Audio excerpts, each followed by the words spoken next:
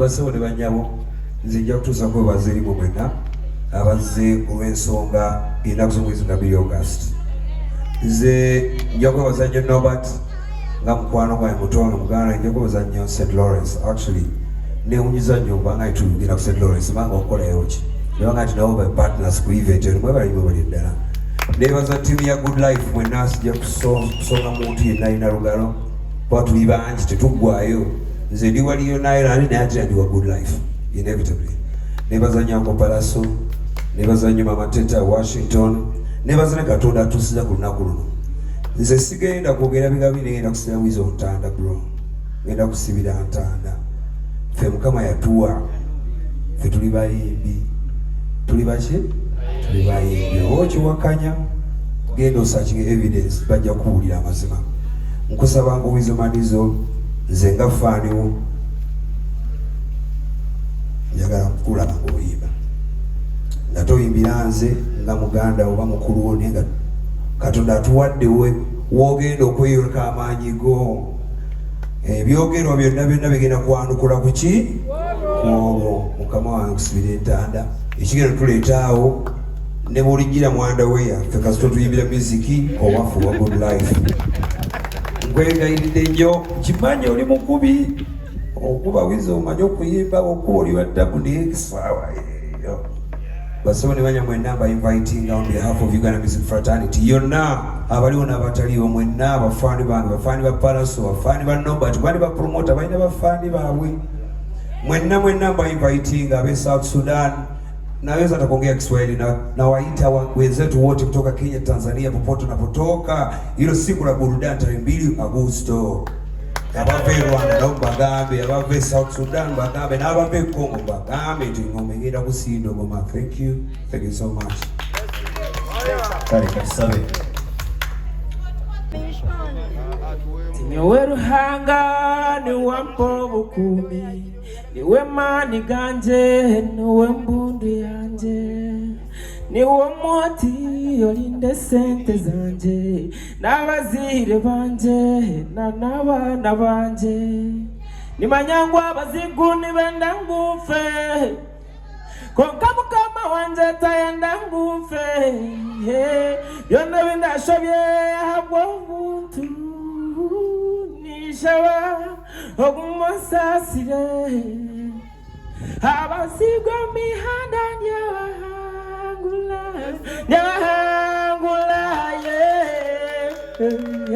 abasigwa mihanda nyabahangula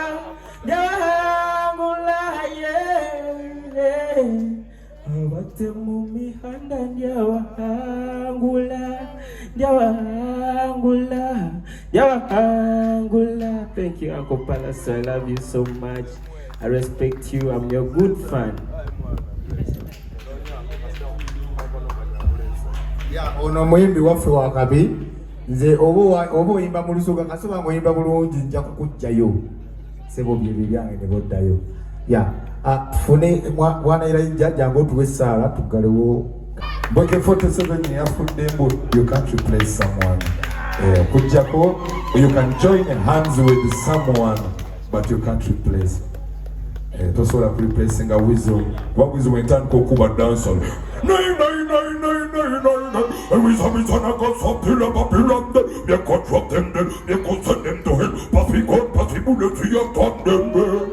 Waliwo ayinza okureplacinga Wizo. Buli omu ali gifted. Yeah man, big up. Tweyanziza nnyo ssebo, tweyanze. Kako nasigaza kiwujjo kimwe era Viper nsonyiwa kwerabidde naawe kwoli ku kiwujjo kyange. Things are not the same. Okitegeera n'ennyingiza yakyukamu Ghana ng'oyafaye, so you talk about that.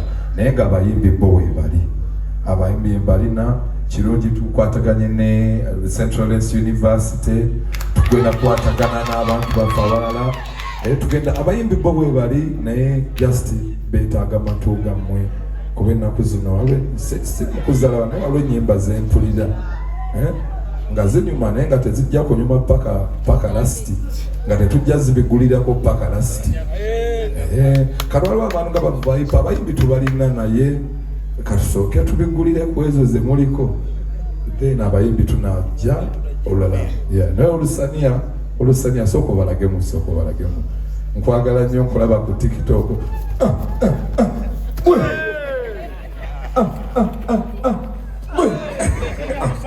nkwagala nnyo mama, thank you.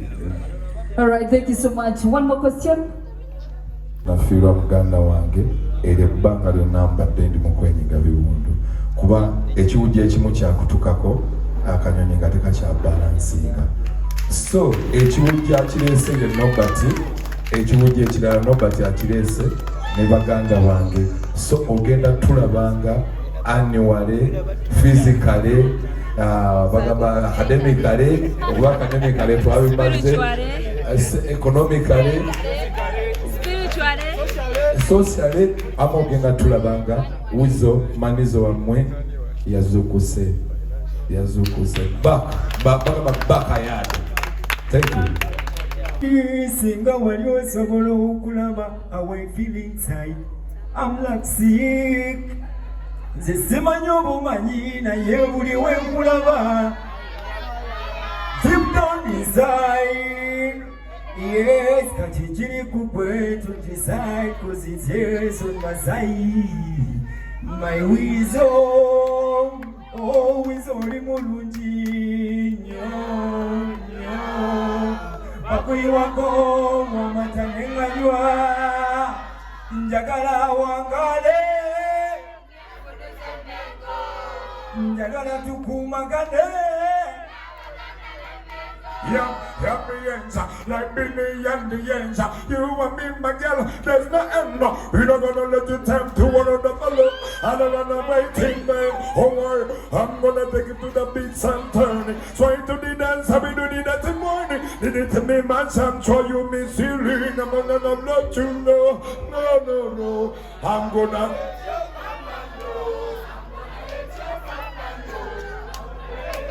Owaso tugitandike kiggwere wano oba. All right, obugambo buwedde Viper, okay? Egenda okubaayo ng'ennaku z'omwezi 2 August, miliyoni 2 okulaba nti miliyoni 10 okulaba nti enteeka akazindalo kaagala kusirikira ku ssente, miliyoni 10 okuwagira the memories of good life. But muziki ng'ennaku z'omwezi 2 abayizi ba St. Lawrence University bagenda kubaayo bonna era eyo holiday wano public holiday abali mu recess fenna tulumbe ku Hotel Africana tulabenga ddala tuwuliriza omuziki. Nobert Events tweyanziza nnyo era tukwebaza. Wiza tugambe yagala kudda kusoma, oyo yajja kusomera bwereere era watuukanga nga atusiza ekiseera ekyokusoma. Nobert Events ajje tajja kusasula admission fees ejo musasula ku olwo afuna admission asobole okweyongerayo asome yesimbewo era tumuwagire. Dr. Inacha ayogera.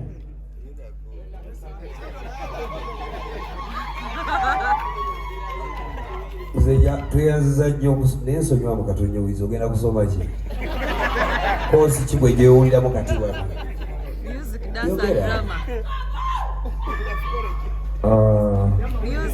Sinza kyogera wano kwaliwo abaana abato naye njagala kubeera omusawo nga Bawarema. Sijja kyogera Gaina. Komaawo waliwo abaana. Tujja kumulinda akaseera kanaba katuuse ajja alonde course ze tulina ku St. Lawrence University ate asobola okusoma naye nga tubaagala nnyo nnaku z'omwezi nga 2 August banaye tujje ffenna tuwagire tuwulize music batukuba omuziki kuva ku makya mpaka regulo. Nobert Events tukwebaza webala okuba n'omutima ogwagaliza era otugaseeko Mayanja family nga ffe St. Lawrence University era tetugenda kukoma. Yes, Windsor Man is representing for the good life. Palace wange Cameron wange Washington, Sandra Teta, everybody Viper. Yes. Sina nze kyakwogera kyamaanyi. Nze ndi musician nga 2 August. I want to promise you and I promise you this. Wamule neba kanenzuka ningamba singa show yanja.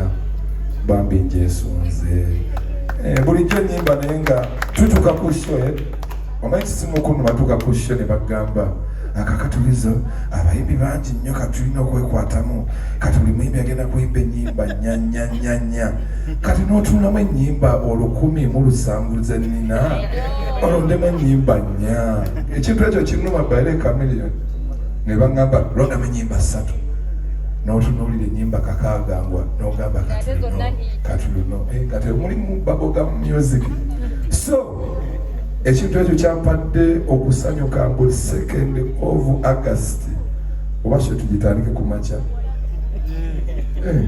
kuba tuyinza okukeesa mukwano anti naku zino tulina security alert sibiki 7 naye yaffe ejja kukeesa mbasuubiza ene security weeri njagala mbayimbire paka munawulira nga eddoboozi terikyasobola kuyimba nga likola Chameleon Monsija wano naye nga temujje nkozija naye nga njagala okusobola okweyanza St. Lawrence University mwebali kukkiriza mwezi wamanizi wammwe. Thank you. Don't know what you mean to me. Njagala okweyanza ne bastudenti baffe abayiguriza music waffe bamwawumuza semester nze saatuuka yeyo wabeera nyinza okuddamu by the way kuba ngenda kwesimbawo kuba minisita naye neetaagamu ebitabo ekyo nakyo mukiroboozeko saagala Chameleon andikewo Chameleon ali mu kusoma nze ndi mu kukola ki wama St. Lawrence ndooza akaamaako okawulidde balaso nakeera nasolo oba nsomeza lweggulo njagala osooka okweyanza Norbert nyemerera n'okuyimirira njagala okweyanza Norbert wange mama we bale kukkiriza mwezi omanizo osokope n'akafunito nali ewaka bambi nga nasuze nina ebizibu byange nga obimanyi munaye Katonda ono ebyekisajja ebyekisajja n'ebyekikyala oba mubifuna ddi monange mba ndi awo Norbert nankubira essimu nendaba essimu neŋŋamba nfunyeyo omuntu abilivingidde mwani mubuuza aisoya ate naye akyogedde agamba yali avuga ng'agenda kubuukinga ki venue ng'ate nange tanayogera nange kati nange we nagiraba tulinga abaliko omwoyo gwa Katonda nenzikiririzaawo era yagenda okujja nga byawedde dda ama Norbert engalo za Norbert wange bannange akuba kwezityo ane gwe nirabidde Washington wange ate nja kukola olugambo manyi mayambe ya family tulina olugambo njaga kweyanza Washington engoma zonna zokubye engoma zitututteyo yonna ate zikyatutwalayo. Thank you so much. Njagala kweyanza Sanyuka TV, NBS, byebimu byonna nga ono ogamba Good Life, Leon Island, Good Music, Next Media, bulijja tubagamba. Njagala okubeyanza, njagala omanyiza simanyi kwogera, njagala okweyanza bakwano bange, everyone. Mama, thank you for showing support. Babaika bange chukuru olunaku terunatuuka. Olunaku terunatuuka, it is 2nd of August. Naye galuli wala nnyo Kamili. Oba tulukendeeze tulisembeze tugalule. Njagala kweyanza omukyala asinga obulungi Sandra Tete. Webale kutokosa kakyaya ako amanyi okufumba atokose ejji nakufumbira ejje fumbi oyinza okuwonera. Njagala okweyanza everyone. Kyenyinza okugamba I am ready when you're ready. See you when you see. Coming along, Magic Washington feels good okutunula nonga buli gwenda aba family tukoze fenna Norbert ne Chameleon. Yeah man, thank you for loving us and supporting and always being atagenda tukulabira kwa ntugamba olaba Kamili tagenda atenze ngende so yeah Gazimolo geti bakagala. Yeah man. So fenna banange muje tuwagire Wizomanizo, Memories of Good Life. We all know what good life is. Mwenna mbagamba muli wano buli omwakola legacy ye naye legacy yo bw'oba oyagala ejjukirwe tandika okujjukiriza abanno, otherwise naawe oli mu kumalawo mazibu ki budde man. Yeah, that's the attitude. So tubayita nga tubagamba ebbanga libadde ddene nga eggwanga lyawambibwa wedda nyambadde nga lubindi bbiri. Yeah. Eggwanga nga lyawambibwa music mungi nnyo atategerekeka, naye tukoola mwenna abaagala okuwulira kye bayita real music, good life magic. That's the day tujje tucelebratinge Wizo Manizo nze bulijjo tukucelebratinga, era abantu bangi eyo mwenna mbayita bafan ba radio and Wizo to come and celebrate. Let's create some beautiful memories when music was and can still be music. So it's that day, 2nd of August. I call upon everybody to please come out. Twebaza ba sponsor baffe mwenna n'abatanajja bakyerowooza mwangu okulowooza kati obudde butandise tukwata. Enyimba nyingi akayimba k'obudde be bakayimba, but Wizo Manizo, I wish you a very great show on that day. Wizo Manizo ye muyimbi gwe mmanyi bw'omuyita ku stage najja passionately asobola okuyimba ennaku nga nnya nga tasibyemu, ng'ate olumu ne show esobola okuba nga ya muntu mulala, neera bw'atuuka okuyimba agaba generously. So bwebanga concert eno ya Wizo njagala omanye nti it's gonna be mad, agenda bawa, we are prepared. Thank you Norbert, thank you St. Lawrence, thank you the media, thank you Big Brother, Leon Island Music Empire, jetwavira ddala no digiri era jetulaga. Yeah man, Viper Melody, Washington, Teta, yeah man, we love you, bless up. August 2nd Nachi Ozanyisa obudde bosumagira owedde, yeah man, we link up. Buli alina ability, buli akyalina potential, buli akyalina stamina. Yeah man, come let's go. Akayimba katana yagala.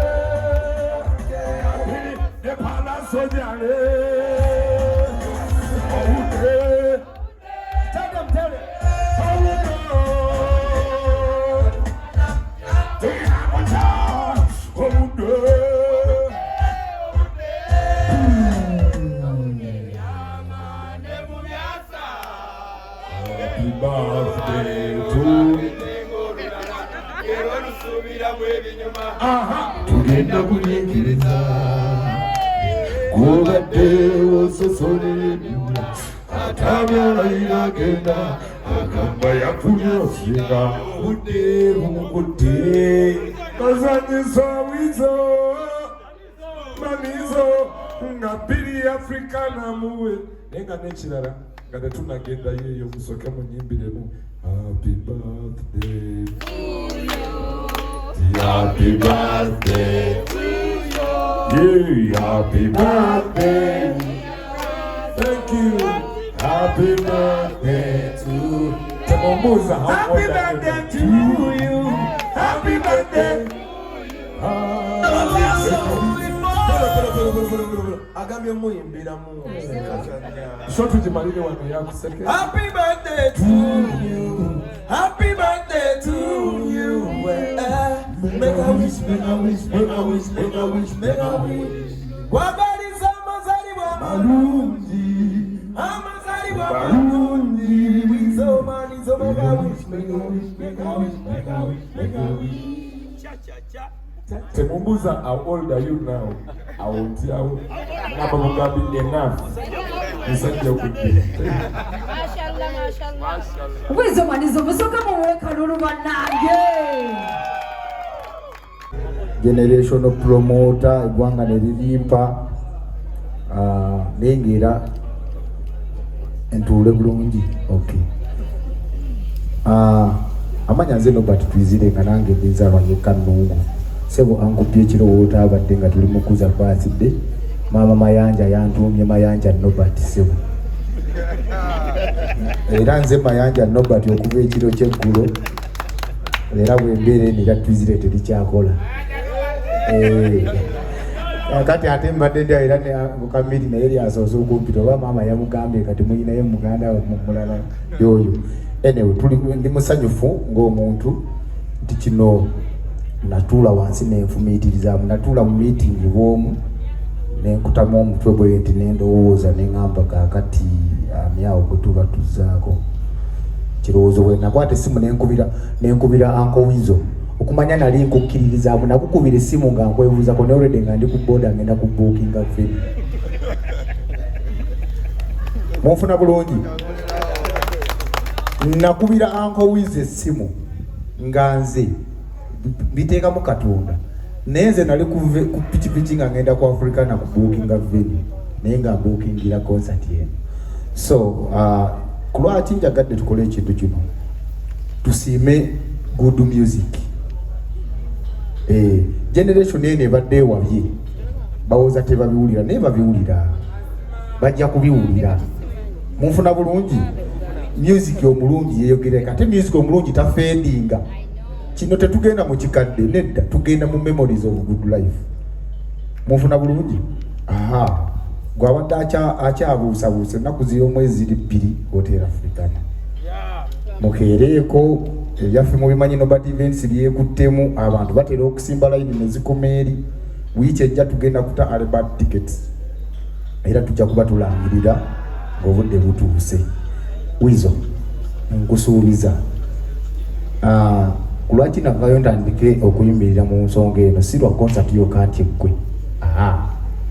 Omuyimbi omulungi aba asaana asiimibwe nga mulamu. Ensi ereme kuvangayo ng'omuyimbi afunye obuzibu mutandika okukuba music we n'okugamba bambi legend yali ayimba bulungi. Ekirane kino kankitereezeemu ensi ekitegeere. Waliwo may his soul rest. In fact, katukole just a moment of silence. Dakika seconds za 3 tujjukire omwoyo gw'omugenzi eyali ayimba ne Lizo muganda waffe.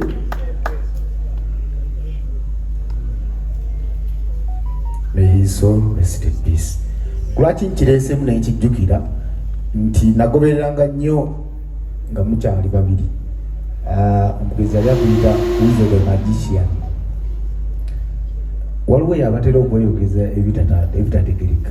Kyate Wizo tamanyi kuyimba, ng'olowooza yali amanyi okuyimba ye n'ayimba n'atamanyi kuyimba naye oba abatamu bali emmere ki. Munfuna bulungi. Ono ye Wizo the Magi yali nga watayimba ng'oli tayimba. Weewaawo twebaza Katonda ku lw'obulamu bwa Wizo omulamu olwaleero era twagala tumucelebrating nga mulamu. Wizo abantu abamu omwe mwayimba abateesi siwe kiri abateesi munnaye baali bagwagaliza rehabilitation nga bo balowooza nga balowooza oli bubi nnyo. No, kale mwabali bamwagaliza eyo esinga obulungi ye concert ye. Tulage Wizo love, tulage essanyu. Concert yali emuwuuba kakati yaje bateereddewo ennaku z'omwezi meka? Ennaku z'omwezi 2. Ennyimba okuva ku lwe baatandikirako ppaka n'olwaleero Wizo akyayimba era nezatanaba kutazi yasampolinzeemuko. Munfuna bulungi. So n'olw'ensonga eyo nga Nobert Events era generational promoter ffe twewaddeyo okubanga tukola ebyo bwe butatunuulirako mangu. Ennaku z'omwezi 2 August mbakoola mwenda media houses ez'enjawulo. Nsooka okubeebaza mu ngeri y'enjawulo. Nobert Events walangirira ekintu mukipushinge watali kusasulwa kwonna. Mwebale nnyo aba media, mwebale kwagala kintu Nobert Events kyereese. Mwatupushinga ku bivulo ebize naye ku kino ate kino kigenda kuba kyanjawulo mu kuba kyo kyammwe. Ndowooza for now osobola okukomaawo. Ebisale ordinary ticket esookerwako mitwalo 3, mitwalo 5 n'emmeeza miliyoni 3. Omuyimbi wanaaba amalirizaako okubaako kyayogera then Central University egenda kwanveiringa package yaabwe because nga nze promoter era saabategesi era generational. Omulimu gwange gwakulaba nti ndeeta abayinza okuba nga bavujjirira omusimbi eri omuyimbi si ku konsati eno yokka mbabbireko katono nnyo ku saawa zino omuyimbi wange Wizo ayina endagaano gy'agenda okutuukako nga ebivulu byonna because Mr. Wizo eno Central University family ennene balina university balina schools and colleges eri bimanyi bano mu mwaka babeera n'ebivulu bongabbo ebisukka mu bivulu 10 endagaano gye nabo esooka Wizo ayina okuba nga ye muyimba asooka yendagaano yange esookera ddala nga tebanalowooza ku oba bagenda kwabya lumbe be bamanyi naye omuyimbi asooka anti okusasulwa ekyo tekikubibwako debate kubanga si volunteer mukozi wa ssente naye nga yendagaano yange nabo era waliwo ne offeners bajja okweyogerera bongabo so olunaava wano tugenda kufuna ba sponsors abalala era nga bagenda kujja on board kino kye tukola si kyakukoma nga naku z'omwezi 2 August concert wenaaba ewedde university erina okusigala nga ebibajja kubyeyogerera ndowooza tugende mu maaso MC Okay, Freshers Ball byonna byonna ebyo wakuwizo yasooka. Because I want to speak things. It is okay. They all know English. They know Yes. Yes. I would like to thank the legendary Jose Chameleone. I've known Jose Chameleone for over 25 years, and he's one person that people don't really know, you know. But he's one person that is willing to give you a chance to thrive, you know. And if you don't understand that quickly, you end up hating him very fast. But he's that person who will give you a chance to thrive. Now, Wizo, I've known Wizo for a very long time. A very long time. We have grown up together. We have traveled the world together. We have achieved many awards together. We have met very many big artists. And one thing I've known about Wizo, he's just Wizo. You know, many people try to add a lot of things around him, but he's just Wizo. You know, he's a guy who likes his life. He likes his money. He likes himself. You know, he likes his music. He likes playing his video games. He likes his brother Chameleone Bernard. He stresses me too much. And all this guy. He loves Palazzo too much. He loves his family so much. So that's the type of person Wizo is. And it hurts me sometimes when people come out and say, oh, Wizo needs rehab, but yet it's actually you guys who need rehab. You know? Because I'm so happy that I can see a new, the brother Norbert has gone away, but I'm so happy to see a new face believing in us. Because I thought it would be MTN, I thought it would be Nile Special, I thought it would be Pepsi Cola, I thought it would be all these guys who made a lot of money from us. Shame upon you. You know, shame upon you. I'm so disappointed in you. But thank God we have our brother Norbert. He has believed in us. And yes, whether you like it or not, good music will always reign. The other music is just toilet paper. We can take our list and we flash it out. But good music will always reign. Wizo, I'm talking to you as your elder brother now. I love you so much. I've always loved you. We have passed through a lot of things, a lot of disrespect, a lot of pointing fingers at us. But there's one thing I know, our brother up in Heaven Radio, he's so happy and very proud of us. And guess what? He's going to attend the show in spirit. He's going to attend the show in spirit, and let us come and celebrate. And our backup singers are legends. Jose Chameleone, Palazzo, you know, Spice Diana, she's going to spice it up. You know, Magic Washington will also be there on the sound. And yes, and the guest of honor I know will be, oh, yes, by the way, Mama Star, she's going to be the main female backup artist. And we'll have many guests of honors. His Excellency, the President will be there. Many people will come. You know, even if they don't come physically, they'll be there virtually. So I'm talking to my people in Rwanda, people in Tanzania, people in Kenya, people in South Sudan. Please come and support our brother Weasel. Thank you so much. Good life.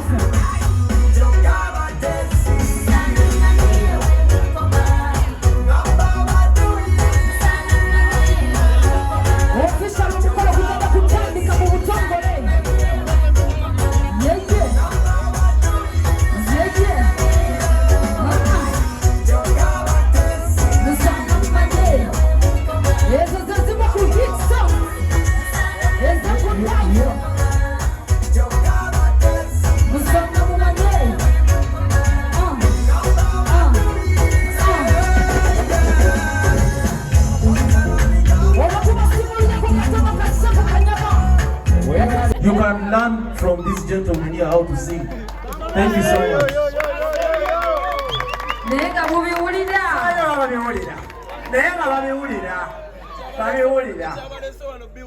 Balina biwulira lwapaka. Ekyabalese wano biwulira. Babiwulira nako kakaddiye kati ate tuli maaso tugenda mu maaso balina biwulira kati. Buli lwe mubuuza oba babiwulira nammwe mubawabya kuba ate mmwe musooka obbiwulira ne mubuuza oba babiwulira ng'ate mmwe mumala ng'ate omaze obbiwulira. Ekibaleese wano biwulira mugenda biwulira August nga 2 tugenda mu Memories of Good Life. Abakazi tubagamba lindako abakazi tubagamba bulijjo wano teri musajja ajjukira kala za njalazo, teri musajja ajjukira omusajja ye kasaalengera nyansi ga nyansi naye ndaba enjala temukendezanga zisiiga soboka naffe n'abakazi balekerawo osiiga enjala olw'okuba tetubaziraba. Yama mujja biwulira nga bwe mwabiwulira era tukola endongo by the way ya Good Life tuve mu kwenyooma. Endongo ya Good Life twogera ebintu ebiri serious paka ne kati mu mabaala mweri. Industry yaffe evudde mu bingi nti baganda baffe bangi abafa tebasobola na kubeeza baana mu masomero kusoma olw'entegera yaffe. Ebintu ebimu tebisaana kubeera mu nnyo okusaagira mu biba serious nti industry yaffe ffeffe nnyini tulina ogizimba ku Washington kyagamba kyekituufu egende mu maaso. Kitusiigira abaana baffe kyekigenda okugenda mu maaso. Industry gye mugitunuza gyegenda otunula gye mugyagala naye no industry yetukuŋŋaanyiza wano ffenna. So let's remember others, let's respect others so that we can be remembered and respected. Bobanga legacy yange, listen, if you don't respect my legacy, bro, you don't have a legacy in my face. Nange sijja ku respecting yo. Buli mwakolerera legacy ye bobo yagala yo bagijjukire yo munno naye gwe boddaana ate noyagala okulaga nti ate goyina legacy yo gyotwala mu maaso gyozimba biki nga ate to respecting abo abazimba ezaabwe. Yagala oyo yazimba eyiye omuwa ekitiibwa naawe eyiyo bajagale bagiwa ekitiibwa. Respect is a two-way street, man. Thank you so much, Sir.